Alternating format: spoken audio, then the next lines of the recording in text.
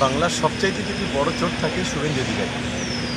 বাংলার মানুষ ঠিকই বলছে এবং বিশেষ করে সেদিন মহেশতলার মা বোনেদের আমি ধন্যবাদ জানাবো, সঠিক কথাটাই বলেছেন। কারণ নিজে বাঁচার জন্য আজকে বিজেপিতে নাম লিখিয়ে গোটা বাংলাটাকে অশান্তি করছে।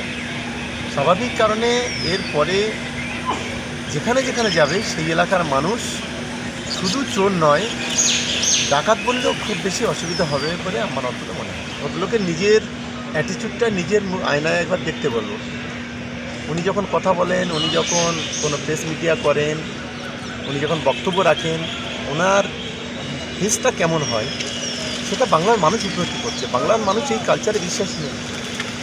আজকের মায়ের মতো নেত্রী মমতা বন্দ্যোপাধ্যায়কে যেভাবে প্রতিদিন অপমান করছে, বাংলার মানুষ কিন্তু এর জবাব দেবে এবং আগামী দিনে বাংলার মা বোনেরা রাস্তায় নামবে এই ধরনের অ্যাটিচিউড, এই ধরনের ব্যবহার, এই ধরনের নোংরামো করার জন্য তৈরি থাকতে পারে।